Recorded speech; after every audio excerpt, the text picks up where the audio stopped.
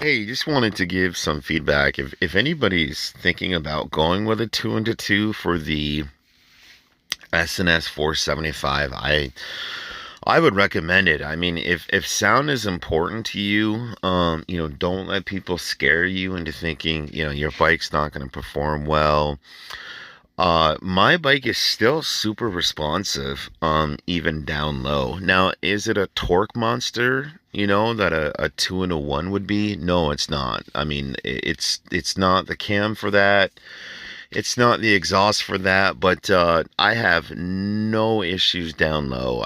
Even the Fuel Moto guys told me it wasn't going to run well, which their tune didn't really run well anyways with the Power Vision 4, so I ended up having to get it dyno tuned, and now that it's dyno tuned, it runs fucking great.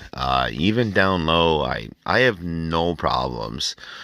It sounds great. It is a little loud. That's the Pisani Pro Street exhaust. Sometimes I love it. When you want to raise hell, it sounds great. At other times, I wish I had just gotten a little bit quieter. Because for those of you that don't know, your cam, the 475 cam, will make the bike a lot louder.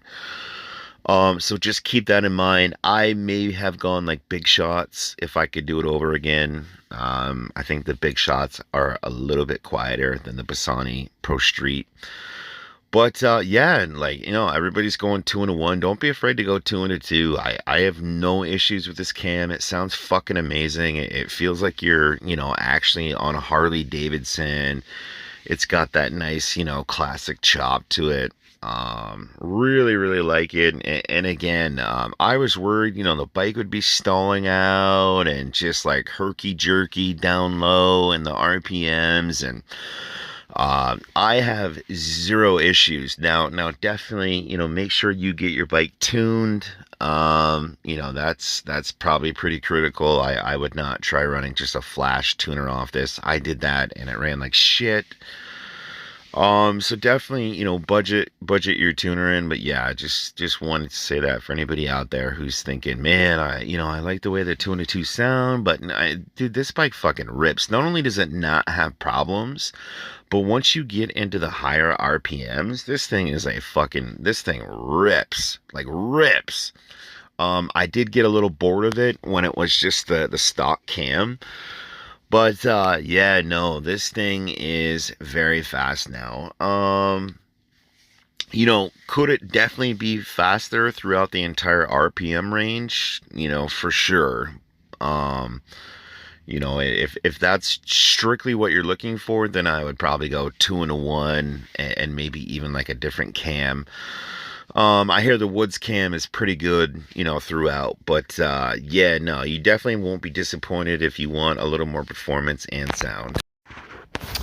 The only last thing I would add is I mean, if this video doesn't, if you don't hear that sound and like, if that doesn't make you want to go out and buy the S&S cam, like I kind of get it. I didn't buy one last year. I wanted one all last year. And it was like, I'm already spending so much money on the bike and blah, blah, blah. And I was like, I'm going to pay the bike off before I spend another, you know what I mean?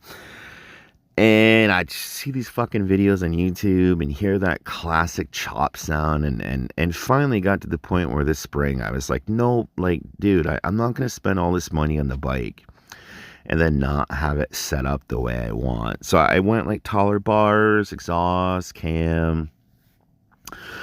It was very stressful because it was expensive. But I can say without question that it's just like, man, it's like riding a different bike. I don't want to minimize it. Like it is a big difference performance wise. Like it really is a ripper now. More in the higher RPMs, but it's like, whoa, like, whoa, like it'll bring the excitement back, and it's just nice having it, merging on the highway, stuff like keeping up with your buddies. It's just nice having a bike that rips. But just the sound and everything, it's worth it. So if you're on the fence, don't be like me. Don't wait. Just fucking do it. And I honestly don't think you'll regret it.